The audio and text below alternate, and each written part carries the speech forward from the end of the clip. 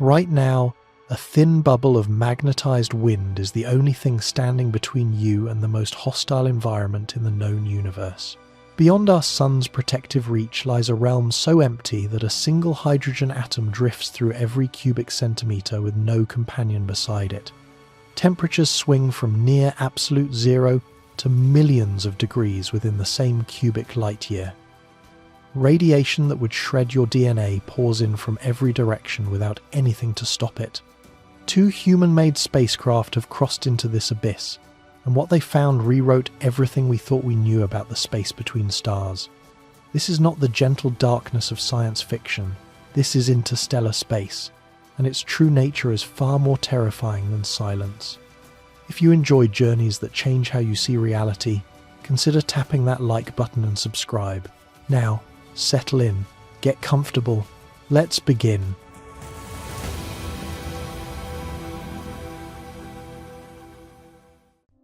The sun is doing something right now that most people never consider. It is screaming into the void, not with sound, because sound cannot propagate through vacuum, but with matter. Every single second, our star ejects roughly 1 million tons of charged particles outward in every direction at speeds exceeding 1 million miles per hour. Protons, electrons, and helium nuclei stream away from the solar surface in a torrent so violent that it strips paint-thick layers of atmosphere from any unshielded body in its path. This relentless outpouring of material is called the solar wind, and it has been blowing continuously for roughly 4.5 billion years, ever since our star ignited and began fusing hydrogen in its core. But the solar wind does not simply scatter into infinity and vanish. It does something far more important. It inflates a structure, a vast, dynamic, invisible bubble of magnetized plasma that surrounds our entire solar system and pushes outward against the pressure of the galaxy itself. Scientists call this structure the heliosphere. Most people have never heard the word, yet it may be the single most consequential boundary in their lives, the difference between an environment that supports life and one that would slowly destroy it. The heliosphere is the sun's domain.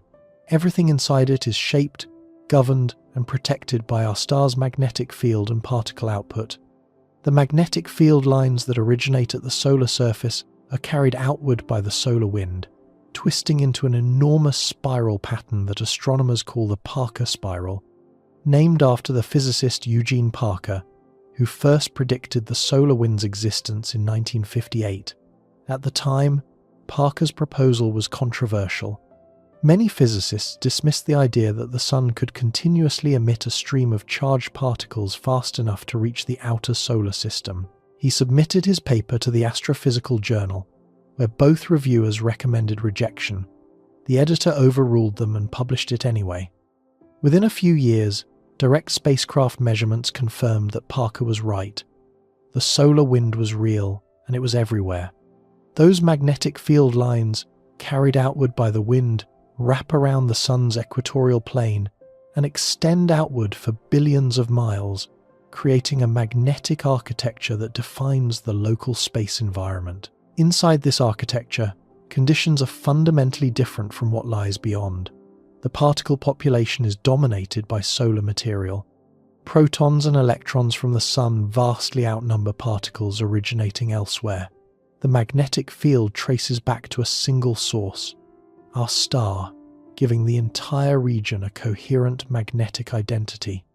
And critically, the heliosphere acts as a shield against one of the most persistent threats in the galaxy: galactic cosmic rays. High-energy particles, primarily protons but also heavier nuclei, that have been accelerated to extraordinary speeds by supernova shock waves and other violent processes scattered throughout the Milky Way. They stream through the galaxy in every direction, carrying energies that can shatter atomic nuclei and damage molecular bonds in biological tissue. Without the heliosphere, they would bombard the inner solar system with significantly greater intensity than what we experience on Earth. Estimates from NASA and the European Space Agency suggest that the heliosphere reduces the galactic cosmic ray flux reaching the inner solar system by roughly 30 to 50% during periods of elevated solar activity, and by a smaller but still meaningful margin during solar minimum. This shielding is not perfect. The highest energy cosmic rays punch through regardless, but the reduction is significant enough that removing it entirely would measurably alter the radiation environment on Earth's surface, with potential consequences for atmospheric chemistry, mutation rates, and biological exposure over geological timescales. Every human civilization that has ever existed flourished inside this bubble. Every spacecraft ever launched remained within it, with exactly 2 exceptions. Every planet, moon, asteroid and comet we have ever studied, with close-range instruments orbits inside the heliosphere's protective embrace. The bubble is our cosmic shelter, inflated and maintained by the tireless nuclear furnace at the center of our planetary system. But all shelters have walls, and all walls have an outside. The heliosphere does not end abruptly. It transitions through a series of distinct layers, each marking a different phase in the interaction between the outward-pushing solar wind and the inward-pressing interstellar medium.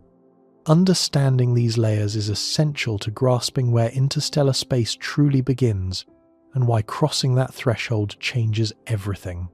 The outermost region, still clearly dominated by fast-moving solar wind, extends from the Sun outward to a boundary called the termination shock. Throughout this vast inner zone, the solar wind races outward at supersonic speeds, typically between 300 and 800 kilometers per second, depending on solar conditions and latitude. The wind is thin by any terrestrial standard, only a few particles per cubic centimeter even near Earth, but it moves with tremendous velocity and carries the Sun's magnetic field with it, maintaining the heliosphere's structure through sheer kinetic pressure. The termination shock is the first major structural boundary. It marks the distance from the Sun, where the solar wind can no longer maintain supersonic speed against the mounting pressure of the interstellar medium pressing inward. At this point, the wind undergoes a dramatic deceleration, dropping from supersonic to subsonic velocity in a relatively narrow transition zone. The physics is analogous to a sonic boom in reverse. When a jet aircraft exceeds the speed of sound, it creates a shockwave. When the solar wind drops below the equivalent of the local sound speed in the heliospheric plasma, a similar shock structure forms, except this one is spheroidal and wraps around the entire solar system. Voyager 1 crossed the termination shock in December of 2004, at a distance of approximately 94 astronomical units from the Sun. 1 astronomical unit equals the mean distance from Earth to the Sun, about 93 million miles. So Voyager 1 encountered this boundary roughly 8.7 billion miles from home. The crossing was not clean and simple. The spacecraft's instruments recorded multiple shock-like signatures over a period of days, suggesting it crossed and recrossed the boundary as the termination shock rippled back and forth in response to fluctuations in solar wind pressure. The boundary was alive, breathing, flexing in real time as the Sun's output varied. Voyager 2 crossed the termination shock 3 years later, in August of 2007, but at a noticeably different distance, approximately 84 astronomical units. The 10 astronomical unit discrepancy between the two crossings, roughly a billion miles, revealed something important about the heliosphere's geometry. It is not a perfect sphere. The interstellar medium through which the solar system moves exerts greater pressure on the leading edge of the heliosphere, compressing it, while the trailing edge stretches outward into a long tail. The heliosphere is shaped more like a windsock than a soap bubble, deformed by its motion through the local interstellar environment at roughly 26 kilometers per second. What the Voyager instruments recorded at the termination shock confirmed theoretical predictions in some respects and defied them in others. The expected deceleration occurred. Solar wind speed dropped sharply, but the plasma temperature spiked far higher than models anticipated, suggesting that the conversion of kinetic energy into thermal energy at the shock was more efficient than expected. The magnetic field exhibited turbulent fluctuations, indicating the termination shock region was far more dynamic and chaotic than the smooth, clean boundary theorists had envisioned. The real heliosphere, as is so often the case in science, turned out to be messier and more interesting than the model. Beyond the termination shock lies the heliosheath, a thick, turbulent buffer zone where the decelerated solar wind piles up, heats, and churns. If the termination shock is the point where the solar wind slams on the brakes, the heliosheath is the resulting traffic jam. Solar particles in this region no longer race outward in a coherent flow. They slow, compress, heat to millions of degrees, and flow sideways along the inner boundary of the heliosphere, gradually being redirected toward the tail of the bubble, a structure called the heliotail that streams away from the Sun in the direction opposite to our star's motion through the galaxy. The heliosheath is a strange and violent place by the standards of interplanetary space. Magnetic fields become tangled and disordered, losing the clean spiral pattern that characterizes the inner heliosphere. The plasma is choppy, unpredictable, and structured in ways that surprised scientists when the first direct measurements arrived. Voyager 1 spent nearly 9 years traversing this region, from late 2004 to mid-2012, traveling through conditions that no human-made instrument had ever sampled before. During that crossing, both Voyager spacecraft detected something no model had clearly predicted. Regions of enhanced magnetic field strength appeared as discrete structures within the heliosheath, magnetic bubbles roughly 1 astronomical unit across, that formed through instabilities in the turbulent plasma. Scientists described these as a foam of magnetic islands, a frothy zone where the Sun's magnetic field had broken into a chaotic jumble of discrete cells rather than maintaining any large-scale coherent structure. The heliosheath was not the smooth, gradually changing zone that simple models predicted. It was structured, dynamic, and far more complex than anyone had anticipated from the comfort of theoretical calculations made on Earth. During the long years within the heliosheath, Voyager 1's instruments also tracked the slow evolution of 2 critical measurements: the density of solar origin particles, which had been declining steadily, continued its downward trend. Simultaneously, the flux of galactic cosmic rays, which had been gradually increasing throughout the outer heliosphere, continued to climb. These 2 trends were converging toward a crossover point, a location where solar particles would give way entirely to galactic particles, where the Sun's influence would finally be replaced by the galaxies.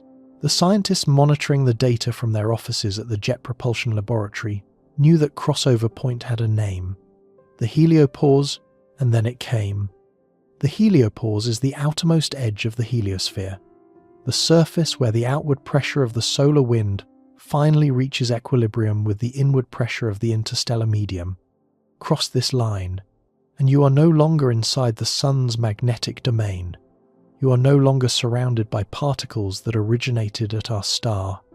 You have entered a region governed by galactic conditions, where the local interstellar magnetic field replaces the solar magnetic field, where interstellar plasma replaces solar wind plasma, and where galactic cosmic rays arrive undiminished by any solar shielding.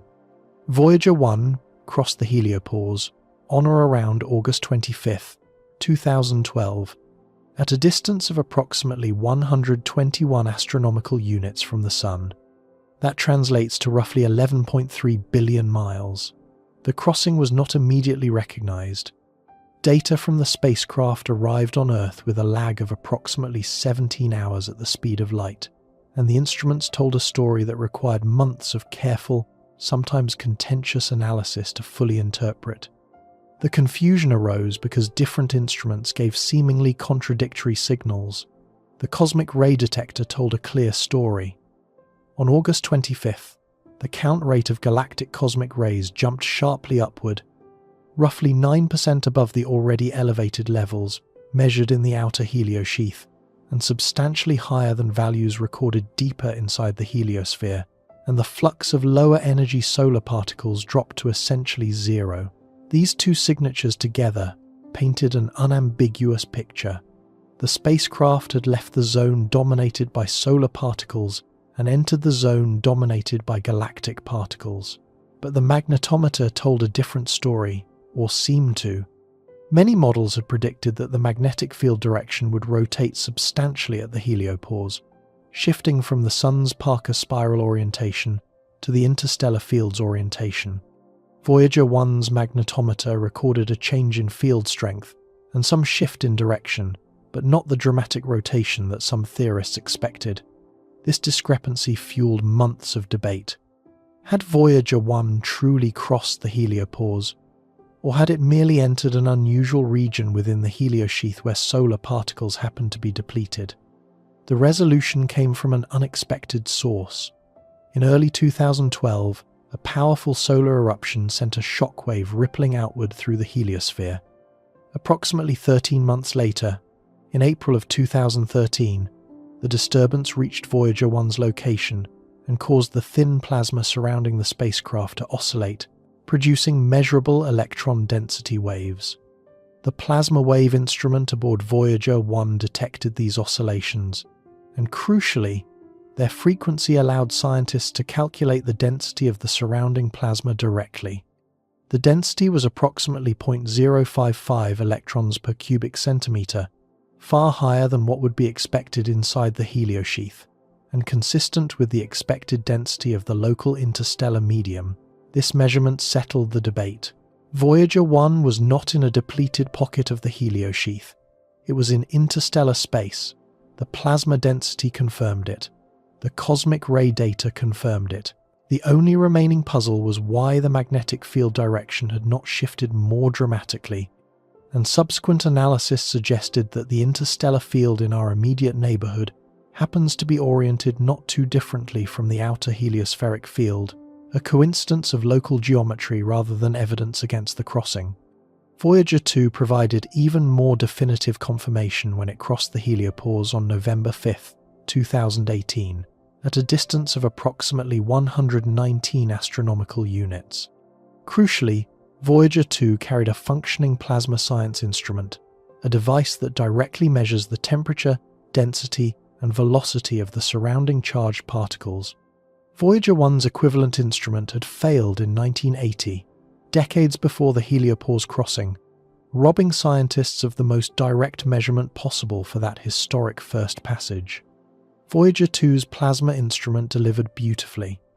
The data showed a sharp, unambiguous transition. Inside the heliosheath, the plasma was hot, roughly 30,000 to 50,000 Kelvin, and composed predominantly of solar wind protons and electrons flowing outward at reduced speeds. Outside, the plasma temperature dropped, the density increased, and the composition shifted to interstellar material, primarily neutral and ionized hydrogen, originating not from the Sun, but from the broader galactic environment.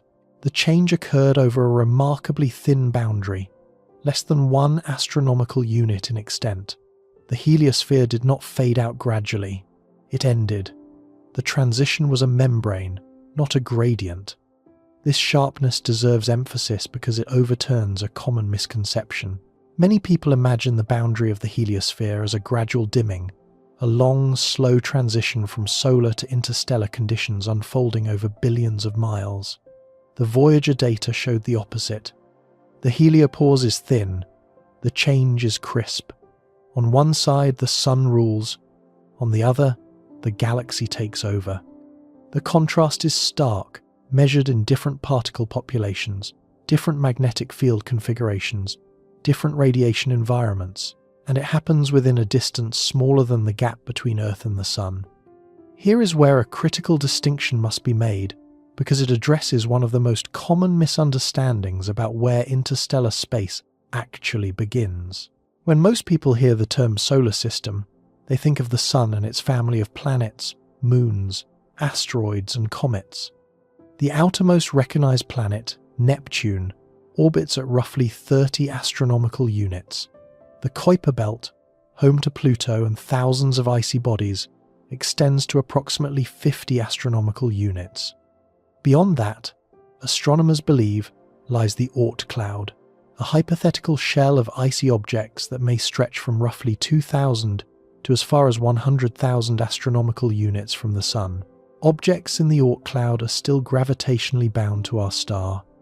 They orbit the Sun over periods of millions of years, nudged by the faint gravitational influence of passing stars and the slow tidal pull of the Milky Way itself. This means the solar system, defined gravitationally, extends enormously far, possibly 1 to 2 light-years from the Sun in every direction.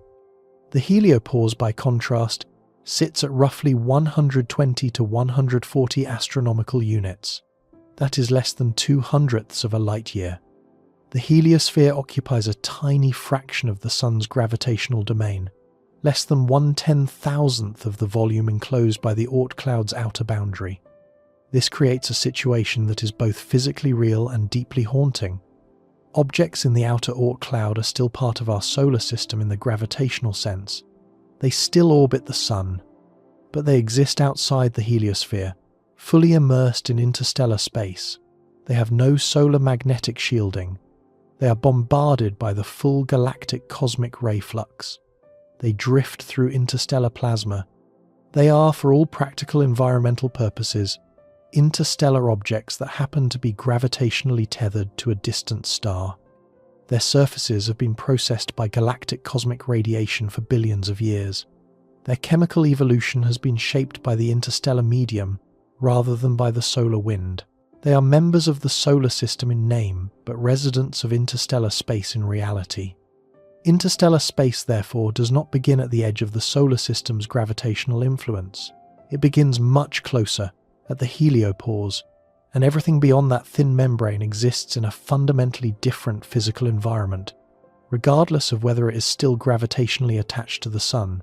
This distinction matters because it reveals the true nature of the heliopause as a survival boundary rather than an abstract demarcation. The gravitational boundary of the solar system is an imaginary surface where the Sun's pull becomes weaker than a neighbouring star's pull. Nothing physically changes when you cross it. You do not feel it. Your instruments do not register it. It is a mathematical concept, not a physical event. But the heliopause is a real, measurable transition. The magnetic environment transforms. The particle population shifts. The radiation exposure changes. The energy landscape alters. An object crossing the heliopause undergoes a genuine instrument-detectable transformation in its physical circumstances. An object crossing the gravitational boundary notices nothing at all. This is why the Voyager crossings were so scientifically momentous. They were not symbolic milestones or arbitrary lines drawn on a map. They were direct measurements of a real physical transition, the first time any human-built instrument had tasted the interstellar medium and reported back on what it found. What it found was sobering. Beyond the heliopause, the environment reported by both spacecraft confirmed decades of theoretical predictions in their broad strokes, while revealing unexpected complexity in the details. The interstellar plasma was denser than the depleted solar wind at the heliosphere's edge, approximately 0.05 to 0.1 particles per cubic centimetre. The galactic magnetic field was present and oriented roughly as models had predicted, though with fine-scale variations suggesting local turbulence and structure. And the cosmic ray intensity increased to a steady, elevated plateau that showed no sign of decreasing with further distance from the Sun. That last detail carries profound implications. Inside the heliosphere, cosmic ray intensity varies with the solar cycle. When the Sun is active, its stronger magnetic field and denser solar wind more effectively deflect incoming cosmic rays, reducing the flux at Earth. When the Sun is quiet, more cosmic rays penetrate. This variability means the radiation environment inside the bubble is modulated, partially controlled by our star's rhythmic output. Outside the heliopause, that modulation disappears. The cosmic ray flux measured by Voyager 1 after its crossing has remained essentially constant, varying only in response to occasional heliospheric disturbances, propagating outward past the heliopause like ripples from a stone dropped in a pond. The background level is simply the galactic average for our neighbourhood, and it is relentless. There is no quiet period, there is no enhanced shielding phase. The radiation arrives continuously, from every direction, at every moment, without variation and without mercy. It is the steady-state condition of the galaxy, and anything outside a star's protective bubble is exposed to it in full. Voyager 1 and Voyager 2 continue transmitting from this realm as of the mid-2020s, though their power reserves are dwindling steadily. Each spacecraft carries a radioisotope thermoelectric generator fueled by the radioactive decay of plutonium-238. These generators lose approximately 4 watts of electrical output per year as the plutonium decays and the thermoelectric junctions degrade. Scientists at the Jet Propulsion Laboratory have been systematically shutting down instruments to conserve the remaining power for priority measurements. The heaters that protect instruments from the cold of deep space have been turned off one by one. Instruments that still function share power in shifts. The engineering team has performed what amounts to electronic triage, deciding which measurements are worth preserving as the power budget shrinks towards zero. By the mid-2030s, neither spacecraft will have sufficient power to operate any scientific instruments at all. Their transmitters will go silent. The data stream that has connected humanity to these distant explorers for nearly half a century will cease. The last signals, faint beyond anything you could imagine, will fade into the noise floor of the Deep Space Network's receivers, and then there will be nothing. After that, both Voyagers will continue drifting outward through interstellar space as inert metal artifacts. They will carry no active instruments. They will send no signals. But they will carry something else. Each spacecraft bears a golden record, a 12-inch gold-plated copper disc encoded with sounds and images selected to represent the diversity of life and culture on Earth. Greetings in 55 languages. Music from Bach to Chuck Berry. The sound of wind, rain, surf, and bird song. Photographs of humans, animals, landscapes, and structures. These records were designed as messages to any extraterrestrial intelligence that might someday encounter the spacecraft. The probability of that encounter is, by any honest assessment, vanishingly small. Interstellar space is so incomprehensibly vast that 2 small spacecraft drifting through it without propulsion have essentially zero chance of approaching another star system within any meaningful time frame. Voyager 1 is headed in the general direction of the constellation Ophiuchus and will pass within approximately 1.6 light-years of a star called Gliese 445 in roughly 40,000 years. It will not come close enough for gravitational capture. It will not come close enough for detection by any technology we can currently envision at that star. It will simply drift past, a tiny fleck of metal in an ocean of nothing, carrying a message that no one may ever read. This image captures something essential about the boundary these spacecraft crossed. The heliopause is not just a scientific demarcation, it is the edge of safety. On one side, the sun provides energy, magnetic protection, and a navigational anchor. On the other side, all of that vanishes. The solar wind stops, the magnetic shield drops. The familiar radiation environment is replaced by one that is constant, elevated, and inescapable.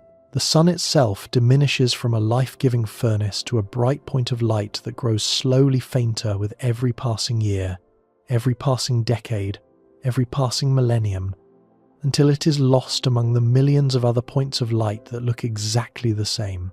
Voyager 1 crossed that line at roughly 38,000 miles per hour and kept going. It did not slow down. It did not pause. There was nothing to slow it and nothing to stop for. The interstellar medium offered no resistance worth measuring and no destination worth seeking within any human-relevant time frame. The spacecraft simply continued its trajectory, moving away from the sun at the same speed it had maintained for decades, trading the familiar for the alien with no ceremony and no return. That crossing happened over a decade ago. Since then, Voyager 1 has travelled an additional distance roughly equivalent to the span between the Sun and Uranus. Yet it remains within the immediate vicinity of the heliopause in galactic terms. The nearest star is still over 4 light-years away. At its current speed, even the nearest star would require a journey measured not in centuries but in tens of thousands of years. The spacecraft has been in interstellar space for more than a decade and has traversed an almost negligible fraction of the gap to the nearest neighbouring star. This single fact illuminates the scale of what lies ahead. The heliopause was the doorway. Voyager stepped through it, and on the other side stretches a corridor so long that the doorway itself is already forgotten against the immensity of what comes next. What fills that corridor, what the interstellar medium truly is at the level of atoms and fields and radiation, is a story that defies the simplistic label of empty space and replaces it with something far stranger. There is a word that has haunted our understanding of the cosmos for centuries: empty. It shows up in textbooks, in documentaries, in the casual shorthand of even professional astronomers describing the regions between stars. The void, the vacuum, the blank darkness stretching from one sun to another. This word is not entirely wrong, but it is so catastrophically incomplete that relying on it creates a mental image of interstellar space that misses virtually everything real, everything dangerous, and everything physically consequential about the environment that fills the overwhelming majority of our galaxy. Beyond the heliopause, the region that Voyager entered and confirmed through direct measurement, there exists something. It has density, it has temperature, it has chemical identity, it has magnetic architecture and dynamic behavior that changes over timescales spanning millions of years. Scientists call it the interstellar medium, and understanding what it actually is requires letting go of nearly every assumption your brain carries about what matter should look like, how environments should behave, and what it means for a place to be full or to be barren. Start with the most fundamental physical quantity. How much matter is actually present between the stars? On the surface of Earth, at sea level, every cubic centimetre of the atmosphere surrounding you contains approximately 25 billion molecules. That number, 25 followed by 18 zeros, represents a concentration of matter so thick that molecules slam into each other billions of times per second. This density is what gives air its substance, its resistance, its ability to transmit sound and scatter sunlight into a blue sky. You can feel air against your skin. You can push against it with your hand. It is tangible. It is everywhere. Now leap to the most extreme vacuum conditions that human engineering has ever produced. In specialized laboratory chambers designed for surface science and spaceflight simulation, physicists can reduce particle counts to roughly 100,000 molecules per cubic centimetre. These are the emptiest environments ever manufactured on this planet. Nothing in human industrial or scientific capability can push emptiness further than this. 100,000 particles per cubic centimetre is our technological floor. Now consider interstellar space. In the general diffuse regions filling the volume between stars within the Milky Way, the average particle density is approximately 1 atom per cubic centimetre. 1. A solitary hydrogen atom floating in a volume the size of a sugar cube. In some regions, the density climbs modestly to 10 or perhaps 100 atoms per cubic centimetre near the edges of cold molecular clouds. In others, particularly the vast hot cavities blown open by ancient supernova explosions, the density plunges to 1/100th of an atom per cubic centimetre or even less. At those concentrations, you would need to search through 100 separate sugar cube volumes before encountering a single particle. The ratio between terrestrial atmospheric density and the typical interstellar medium is not a factor of thousands or millions. It is a factor of approximately 25 billion. The gulf is so large that no simple comparison captures it honestly. It exceeds the ratio between a single raindrop and all the water in Earth's oceans. It exceeds the ratio between a human hair's width and the distance from Earth to the Sun. It belongs to that category of numbers that exist comfortably in equations, but refuse to sit comfortably in the human mind. No metaphor captures this gulf. No human experience approximates it. The interstellar medium exists in a state of rarefaction so extreme that it challenges the very definition of the word substance. If you could somehow sweep up all the interstellar gas contained within a cube, 100 kilometers on each side, a volume roughly equivalent to a small European country stacked 100 kilometers high. The total collected material would weigh less than a few milligrams. The entire contents of that enormous region could rest on the tip of a ballpoint pen without registering on any scale you could buy. Yet this near-nothingness is not featureless. It has architecture.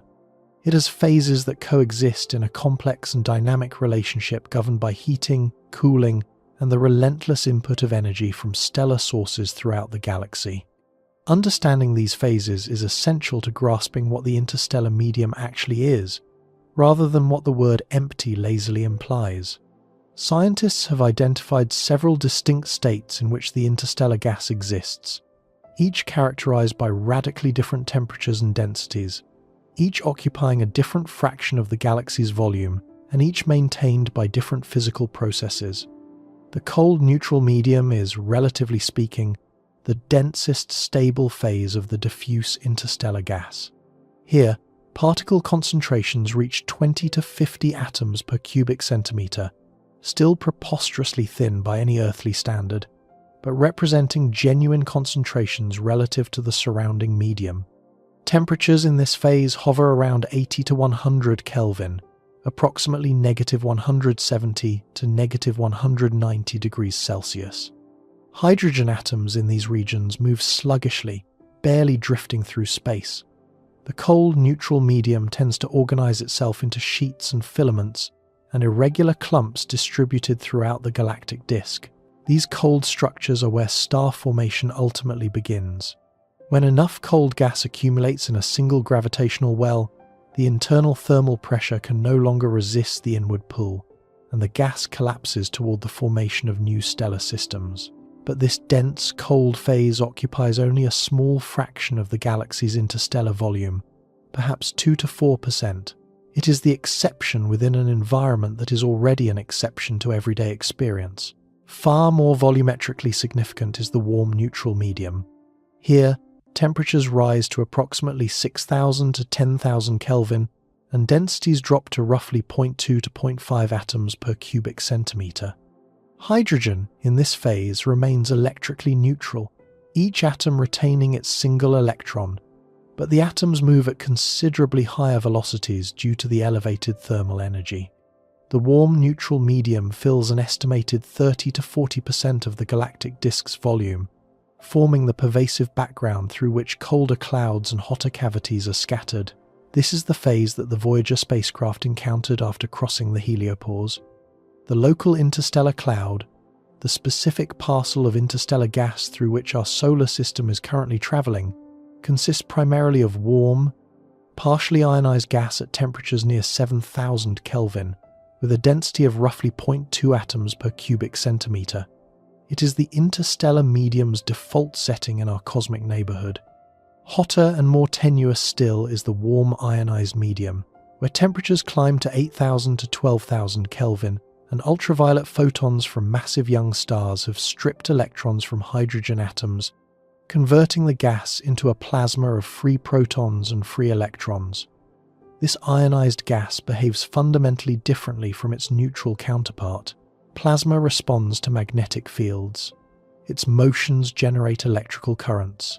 It emits radiation at characteristic wavelengths, particularly the red glow of hydrogen alpha emission that astronomers can detect across thousands of light years. The warm ionized medium fills roughly 20 to 25% of the galactic disk volume and produces a faint but measurable luminosity spread across the sky, tracing out the distribution of ionized gas throughout the spiral arms and above the galactic plane. But the phase that dominates the galaxy's interstellar volume in the broadest sense is also the most extreme. The hot, ionized medium consists of gas superheated to temperatures of 100,000 to 10 million Kelvin, with some regions exceeding even that staggering figure. Despite these furnace-like temperatures, the density drops to approximately 0.001 to 0.01 atoms per cubic centimetre. This superheated plasma fills enormous cavities within the interstellar medium, regions carved out by the accumulated violence of massive stellar evolution. When a star with a mass greater than roughly 8 times the Sun's mass exhausts its nuclear fuel and collapses, the result is a supernova, an explosion that releases approximately 10 to the 44 joules of kinetic energy into the surrounding interstellar gas. For perspective, this single event liberates roughly as much energy as the Sun will produce over its entire 10 billion year lifetime. The blast wave from the supernova races outward at thousands of kilometers per second, sweeping up interstellar gas like a snowplow, compressing it into a thin, expanding shell and leaving behind an interior cavity of extremely hot, extremely diffuse plasma. These supernova remnants can grow to span dozens of light years in diameter before their expansion stalls, and the hot gas gradually begins to cool and blend back into the ambient medium. In regions where massive stars cluster together, as they frequently do in stellar associations and giant molecular cloud complexes, the combined effects of stellar winds and sequential supernova explosions produce structures on an even grander scale. Superbubbles, as these are called, can extend across several hundred light years and remain at extreme temperatures for millions of years, continuously reinflated by fresh energy input from the ongoing deaths of massive stars within them. Some models suggest these superbubbles interconnect, forming a network of hot tunnels threading through the galactic disk and creating a pervasive substrate of superheated plasma that accounts for 50 to 70% of the total interstellar volume. Our own solar system resides within one such structure, the local bubble, a region of anomalously low density and elevated temperature, roughly 300 light-years across, that was excavated by a series of supernovae occurring over the past 10 to 20 million years. The temperature structure of the interstellar medium creates one of its most profoundly counterintuitive features. A region at 10 million Kelvin sounds like it should incinerate anything it touches. In terrestrial experience, temperature means heat, means danger, means destruction. Place any object in a 10 million degree environment on Earth and it will be vaporized in a fraction of a second. But temperature in physics measures the average kinetic energy of individual particles, not the total thermal energy delivered to a surface per unit time. When those particles are separated by meters or kilometers, the rate at which they actually strike a surface drops to negligible levels. A spacecraft immersed in the hot, ionized medium would not be heated by its environment. Individual particles would occasionally strike the hull at extraordinary velocities, each one delivering a minuscule amount of energy. But the interval between impacts would be so long, and the energy per impact so small relative to the spacecraft's total thermal budget, that the net effect would be imperceptible. Meanwhile, the spacecraft would radiate its own thermal energy into the surrounding vacuum as infrared photons, losing heat faster than the sparse plasma could replace it. The effective experience would be one of relentless, inescapable cold. In interstellar space, million-degree temperatures and functional freezing coexist in the same cubic meter. The physics is real. The experience is the opposite of what the numbers seem to promise. Woven through every phase of the interstellar medium, connecting them and shaping their behavior at every scale, is a component that receives far less public attention than it deserves: the galactic magnetic field. This field does not originate from a single source. Earth's magnetic field is generated by convective currents in the planet's liquid iron core, a compact dynamo with a well-defined center. The galactic magnetic field arises instead from the collective motions of charged particles throughout the interstellar medium, amplified and sustained by the differential rotation of the Milky Way. The inner regions of the galaxy orbit the galactic center faster than the outer regions. This shearing motion stretches and twists magnetic field lines, continuously regenerating the large-scale field against the natural tendency of turbulence and resistive dissipation to destroy it. The strength of the resulting field is modest. In the general diffuse interstellar medium, measurements indicate typical field strengths of 1 to 5 microgauss.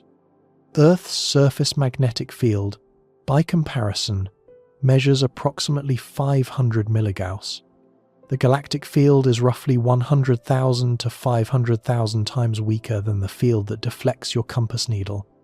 A common kitchen magnet produces a field millions of times stronger, But the galactic magnetic field extends across light years.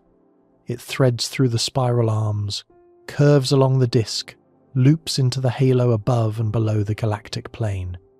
Over distances of parsecs and kiloparsecs, a field measured in microgauss accumulates enormous influence on the behavior of charged particles, the dynamics of gas clouds, and the propagation of one of the most important features of interstellar space, a feature that bears directly on the question of what it would mean to exist beyond the heliosphere. Cosmic rays. These are not electromagnetic rays. The name is a historical artifact from the early 20th century, when the nature of the radiation was still unknown. Cosmic rays are particles, primarily protons, constituting roughly 87% of the total flux, with helium nuclei making up about 12% and heavier ions comprising the remainder. A smaller population of cosmic ray electrons accompanies the nuclear component. These particles have been accelerated to extraordinary energies by astrophysical shock waves, predominantly those generated by supernova explosions rippling through the interstellar medium. The acceleration mechanism is elegant and violent. When a supernova blast wave expands outward, it creates a shock front, a thin boundary where the gas velocity drops abruptly from supersonic to subsonic. Charged particles near this shock front can bounce back and forth across the boundary, gaining energy with each crossing through a process called diffusive shock acceleration.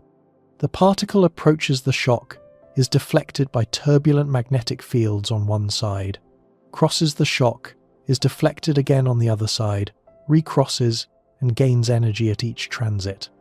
Over thousands of years of repeated crossings, individual protons can reach energies exceeding 10 to the 15 electron volts, far beyond what any human-built particle accelerator achieves.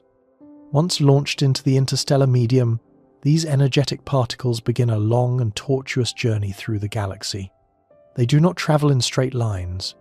The galactic magnetic field bends their trajectories, causing them to spiral along field lines, with radii determined by their energy and the local field strength. Lower energy cosmic rays spiral tightly and are strongly affected by magnetic irregularities.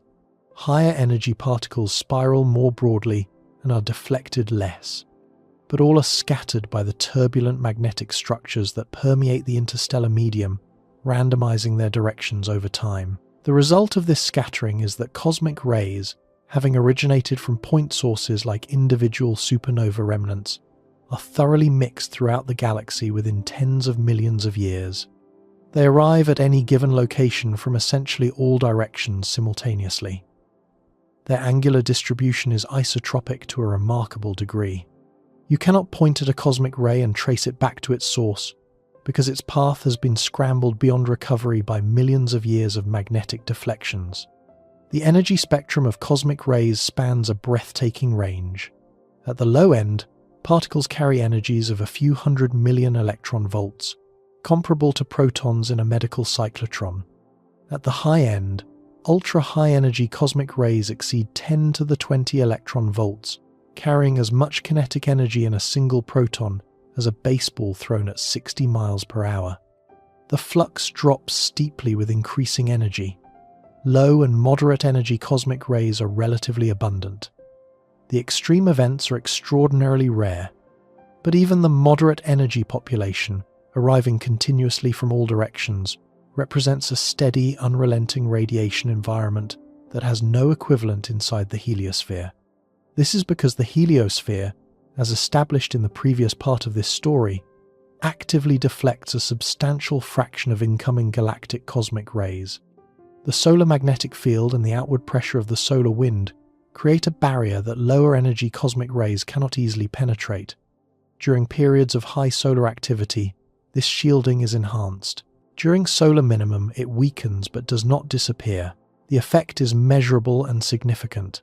Inside the heliosphere, the cosmic ray flux at Earth is reduced by roughly 30 to 50% relative to the unshielded interstellar value. Beyond the heliopause, that shielding vanishes completely. Both Voyager spacecraft recorded the transition directly. Upon entering interstellar space, Each probe measured a sharp and sustained increase in cosmic ray intensity to a stable plateau that has not varied meaningfully since. The galactic cosmic ray flux in the nearby interstellar medium is constant, isotropic, and permanent. It does not cycle, it does not pulse. It simply is, a steady rain of high-energy particles arriving from every direction at every moment, with no shelter from any star's magnetic output to moderate it. When these particles encounter matter, the results are destructive at the atomic level, and the destruction unfolds through a sequence that is worth understanding in detail because it reveals why shielding against cosmic rays is so fundamentally different from shielding against any other hazard humans have ever faced. Consider a single cosmic ray ion nucleus, a relatively common component of the heavy ion flux, traveling at 95% of the speed of light. This particle is an atom of iron stripped of all 26 of its electrons, a bare nucleus carrying a substantial positive charge and moving with kinetic energy that can exceed 10 billion electron volts. It approaches a spacecraft hull made of aluminum. The moment the iron nucleus enters the aluminum, it begins interacting with the electron clouds of the aluminum atoms it passes through. Its enormous charge and velocity strip electrons from atom after atom along its path, depositing energy in a dense, narrow track. This process, called ionization energy loss, heats the material along the track to extreme temperatures at the molecular scale. In biological tissue, this ionization trail is devastating. It shatters molecular bonds along a corridor only nanometers wide but potentially centimeters long, producing a streak of chemical destruction that cellular repair mechanisms struggle to fix because the damage is so concentrated and so extensive along a single line. But the ionization trail is only the beginning. As the iron nucleus penetrates deeper into the material, the probability increases that it will strike an aluminum nucleus directly. When this happens, the collision is catastrophic for both particles. The aluminum nucleus, containing 27 nucleons, cannot absorb the impact of a relativistic iron nucleus containing 56 nucleons. Both nuclei shatter in a process called spallation. The fragments include free protons, free neutrons, lighter nuclei such as helium, lithium, and beryllium, and unstable particles called pions. The pions decay almost immediately into gamma rays and other particles, producing a burst of electromagnetic radiation at the impact site. The neutrons, carrying no electrical charge, fly outward through the surrounding material without being deflected by electron clouds, penetrating far deeper than charged particles can. These secondary neutrons are particularly dangerous because they interact with other nuclei along their paths, occasionally triggering additional spallation events and creating a branching tree of tertiary particles. The result is called a hadronic cascade. A single incoming iron nucleus can produce hundreds of secondary particles within the first few centimeters of material, and those secondaries can produce hundreds more as they interact with the surrounding atoms. The cascade fans outward and downward through the shielding like a shower, converting one extremely energetic particle into a spray of lower energy particles spread across a wider volume. Some of these secondary particles are more biologically damaging per unit of energy than the original cosmic ray, because they deposit their energy in patterns that are especially difficult for living cells to repair. This is why adding mass to a spacecraft hull does not straightforwardly solve the radiation problem. For lower energy cosmic rays, shielding works as intuition suggests. The material absorbs the particle and the threat is eliminated. But for the high energy heavy ions that dominate the biological risk in the galactic cosmic ray flux, thicker shielding can actually increase the total radiation dose experienced on the interior side of the hull. The incoming particle is stopped, but the cascade it generates delivers a more diffuse and in some respects more harmful radiation field to anything sheltering behind the shield. Optimal shielding strategies involve materials rich in hydrogen, such as water or polyethylene, which produce fewer heavy secondary fragments when struck by cosmic rays. But even these materials provide diminishing returns beyond a certain thickness, and the mass penalty of carrying sufficient shielding for a decades-long voyage adds enormously to the propulsion and energy requirements that already strain the boundaries of the possible. There is one more component of the interstellar medium that deserves attention: not because it dominates by mass or volume, but because its effects are disproportionate to its minuscule abundance: interstellar dust. These are not the dust motes visible in a beam of sunlight. Interstellar dust grains are microscopic solid particles, typically measuring between a few nanometers and a few tenths of a micrometer in diameter. Smaller than a wavelength of visible light, they are composed primarily of silicate minerals and carbonaceous compounds, essentially tiny fragments of rock and soot. Their origin lies in the outer atmospheres of evolved stars, particularly red giants and asymptotic giant branch stars, where conditions of temperature and density allow solid particles to condense from cooling stellar outflows. Supernova explosions also produce and distribute dust, seeding the interstellar medium with freshly forged solid material. The number density of interstellar dust is almost absurdly low. In the diffuse interstellar medium, a typical figure is roughly 1 grain per 100,000 cubic meters, one microscopic speck drifting alone in a volume the size of a large residential building. Yet these vanishingly sparse particles produce effects that shape the observational history of astronomy and the chemical evolution of the galaxy. Dust absorbs and scatters visible light. This property is responsible for the dark lanes and rifts visible in images of the Milky Way. The prominent dark band splitting the glowing arch of our galaxy's disk as seen from Earth is not a gap in the distribution of stars. It is a curtain of interstellar dust lying between us and the billions of stars beyond, absorbing their visible photons and re-radiating the energy at infrared wavelengths invisible to the human eye. For over a century, this extinction of starlight by dust confused astronomers, leading them to underestimate galactic distances and misinterpret the structure of the Milky Way. Only with the development of infrared and radio astronomy, wavelengths to which dust is largely transparent, could scientists see through the veil and map the galaxy's true structure. Dust also serves as the galaxy's chemical workshop. In the incredibly sparse conditions of interstellar space, atoms drifting through the gas phase encounter each other so rarely that chemical reactions between them proceed at negligible rates. Two hydrogen atoms passing within reactive distance of each other in the diffuse medium might wait millions of years for the encounter to happen. But when an atom lands on the surface of a dust grain, it can stick, migrate across the surface, and encounter other adsorbed atoms with which it can react. The grain surface acts as a meeting place and a catalyst, dramatically accelerating reactions that would be impossibly slow in the gas phase alone. The most important of these grain surface reactions is the formation of molecular hydrogen. Two hydrogen atoms adsorbed on a dust grain surface can combine into a molecule of H2, which then desorbs back into the gas. This process is the primary pathway by which molecular hydrogen forms in the interstellar medium.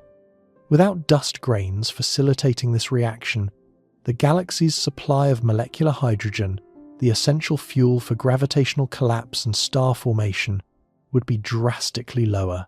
Dust grains, despite their almost unimaginable scarcity, are indispensable to the galaxy's ability to form new stars. The chemical inventory of interstellar space extends well beyond molecular hydrogen. As of the mid-2020s, astronomers have identified over 270 distinct molecular species in interstellar and circumstellar environments.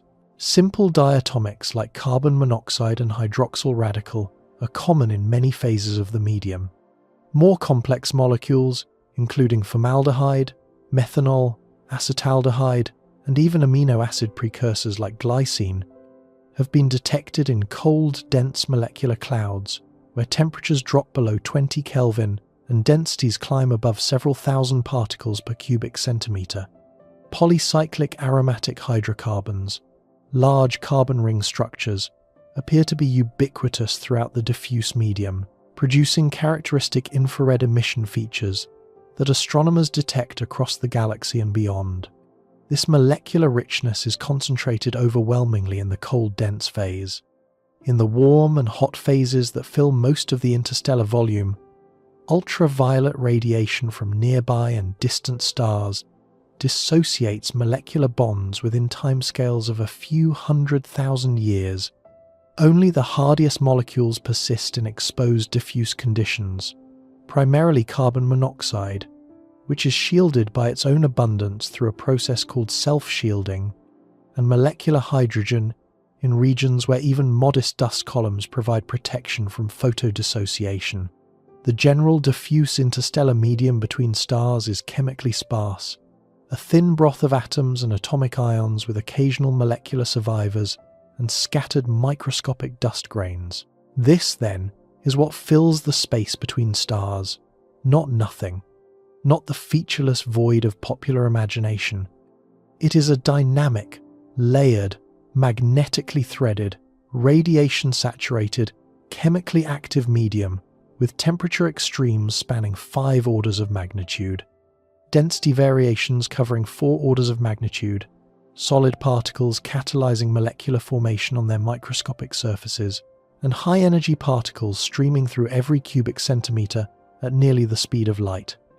It has physics, it has chemistry, it has structure at scales ranging from the submicrometer dimensions of individual dust grains to the 100-parsec spans of supernova-carved superbubbles. It is a subject that fills journals and sustains entire research careers. Telescopes across the electromagnetic spectrum, from radio dishes to gamma-ray observatories, are devoted to studying its properties. And none of this changes the fundamental practical reality. 1 atom per cubic centimeter is not a resource. It is the ghost of a resource. A magnetic field of a few microgauss threading through light years of vacuum is not a shield.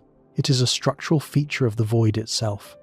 Dust grains separated by distances larger than concert halls are not raw material.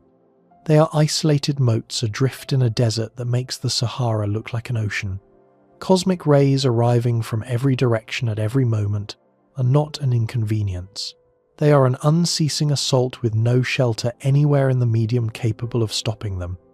The interstellar medium is one of the great paradoxes of physical science.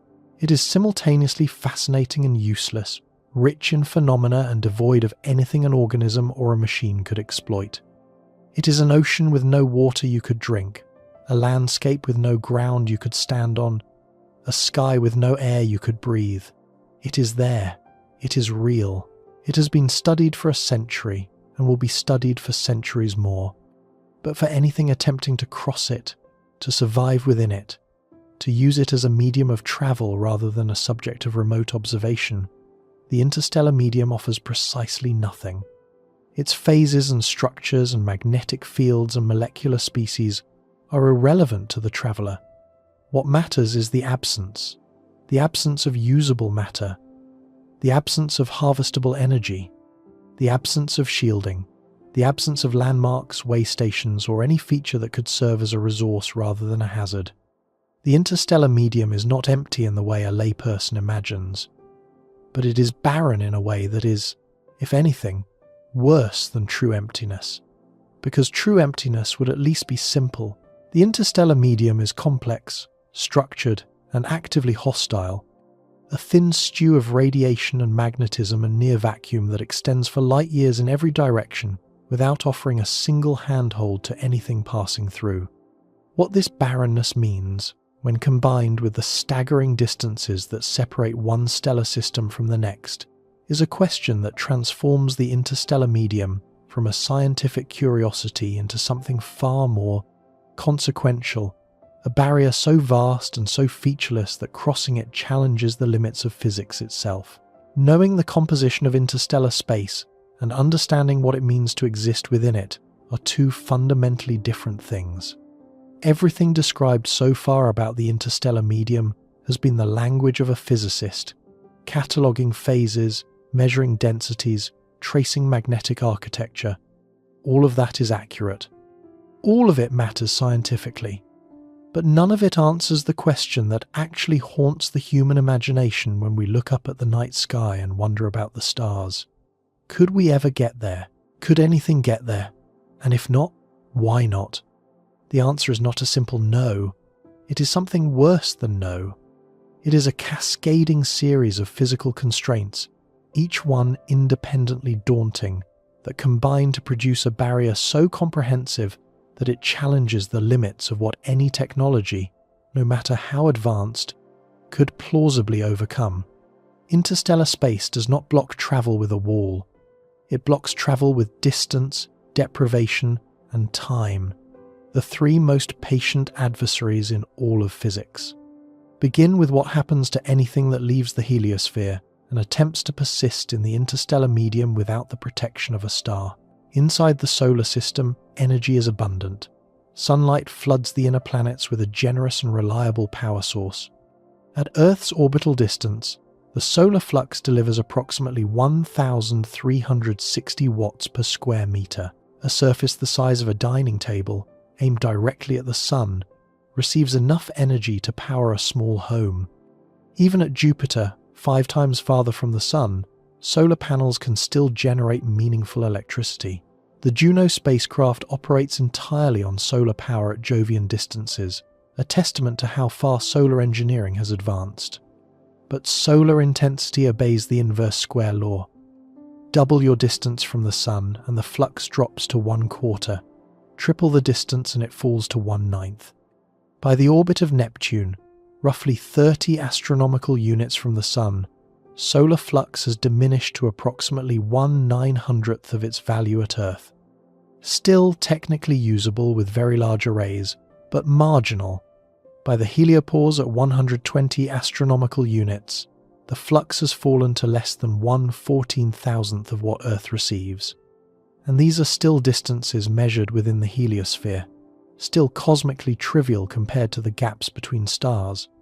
At 1 light-year from the sun, the solar flux has diminished to roughly 1/4 billionth of its value at Earth, amounting to a few 10 millionths of a watt per square meter. To generate even a single watt of electricity from sunlight at this distance, even with optimistic panel efficiency, you would need a solar array with a collection area exceeding tens of millions of square meters, an expanse rivaling the footprint of a major international airport, just to power a single light bulb. At the distance of the nearest star, over 4 light-years away, the sun would appear as nothing more than a moderately bright star in an unfamiliar sky. Its energy contribution to any spacecraft in the vicinity would be indistinguishable from zero. This creates a problem that has no analogue in the history of human exploration. Every previous journey undertaken by our species has occurred within an environment that offered at least some possibility of sustaining the traveller along the way. Ocean voyagers could fish. Arctic explorers could hunt seals. Even astronauts in low Earth orbit receive abundant solar energy and can be resupplied from the surface within hours. The fundamental assumption underlying every expedition in human history is that the environment through which you travel, however hostile, contains something you can use. Food, water, energy, raw materials, shelter, something. Interstellar space contains nothing you can use. The solar wind that powered your departure has ceased. The sunlight that energized your instruments has faded to irrelevance. The interstellar medium surrounding you, 1 atom per cubic centimeter of thin hydrogen gas, cannot be collected in useful quantities, cannot be burned, cannot be fused without infrastructure so massive it defeats the purpose. You are moving through a region that is not merely inhospitable, it is inert. It offers precisely zero assistance to anything passing through it. This means that any vehicle travelling through interstellar space must carry its own energy supply from departure to arrival. There is no recharging. There is no topping off. Whatever energy the spacecraft carries when it leaves the solar system is all it will ever have, minus whatever it loses to inefficiency and entropy along the way. Current spacecraft use radioisotope thermoelectric generators for deep space missions. These devices convert the heat from radioactive decay of plutonium-238 into electricity. They are reliable, long-lived, and independent of sunlight, but they are not eternal. The plutonium decays, the thermoelectric materials degrade. Output drops by roughly 4 watts per year for the generators aboard the Voyager spacecraft. Within decades, the output becomes insufficient to power even basic instruments. Within a century, the generator is functionally dead.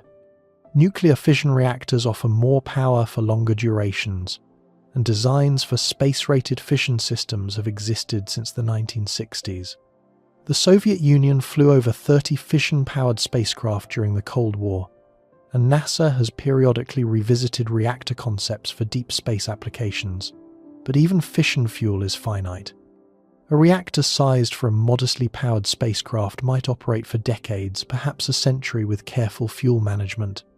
It cannot operate for millennia, and the distances between stars demand millennia of travel time at any speed currently achievable by human engineering. The energy deficit extends beyond mere electrical power. Propulsion itself requires energy, and the energy requirements for interstellar travel are not merely large. They are functionally absurd by current technological standards. Consider the most basic version of the problem. The nearest star system to our Sun is Alpha Centauri, located approximately 4.24 light-years away. 1 light-year equals roughly 5.88 trillion miles. The total distance to Alpha Centauri is therefore approximately 25 trillion miles. Voyager 1, the fastest human-made object on an outward trajectory from the Sun, travels at roughly 17 kilometers per second, or about 38,000 miles per hour. At this speed, the journey to Alpha Centauri would require approximately 73,000 years. 73,000 years. When that journey would have begun, anatomically modern humans were painting on cave walls in Europe and sharing the continent with Neanderthals. Every civilization that has ever risen and fallen on Earth, every empire, every religion, every scientific revolution, every war, every work of art, fits comfortably within that travel time with room to spare.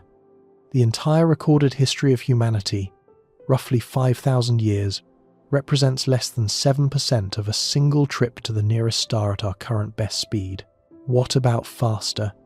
The Parker Solar Probe, during its closest approaches to the Sun, reaches speeds of approximately 192 kilometers per second, making it the fastest human-made object ever relative to the Sun.